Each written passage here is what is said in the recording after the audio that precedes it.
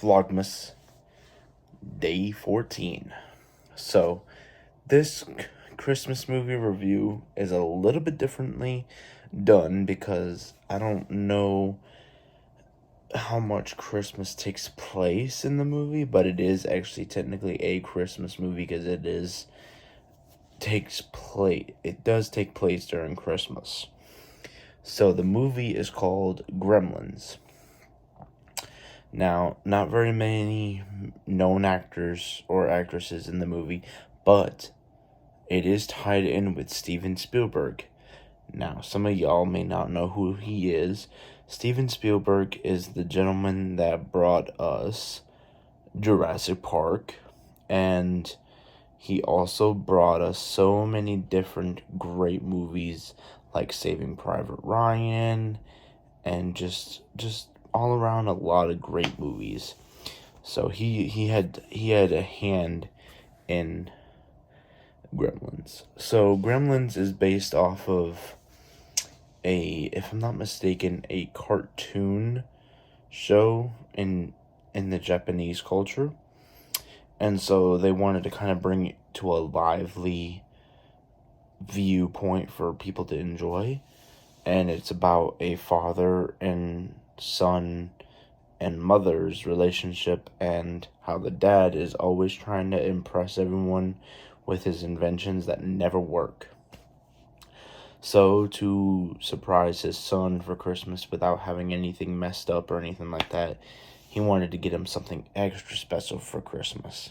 So while in Chinatown, he goes and stumbles upon a ancient Chinese relic store, I guess you want to call it. Like, it has old antique Chinese and Japanese stuff in it. While he's in there, he discovers a mogwai. A mogwai in the movie terms is like a little animal that is very easy to take care of, but can also be very difficult. There are 3 rules when taking care of a mogwai. 1, bright light can kill him. Number 2, don't give him any water to drink. Don't get him wet. Don't give him a bath. None of that. Number 3, don't feed him after midnight. Number 3 is the most awkward rule, because I don't know how that kind of works, because if you feed him after midnight, wouldn't that not be the next day? So you can't feed him the next day? So that's kind of awkward to me. I don't quite understand that. But anyway, they made the movie, they made the rules, so. And the kid that gets the mogwai, he names him Gizmo. And so the first thing he does is brightly shines a light in his eye, and he gets all distorted and everything else, but he doesn't die. Like bright light, like sunlight, will kill him. Not big, like a bulb or anything like that, but that will hurt and stun him a little bit. But anyway, next thing happens, a jar of water tips on him, and you learn that's how he actually reproduces. Now, I don't know if there's kids watching this, so let me just say this. He made more of him by just water. So he had little babies popping, and then next thing you know, they were adults. And then the third rule is the worst rule, is that you don't feed them after midnight. And the kid accidentally did without noticing it. And what happens is they turn into gremlins.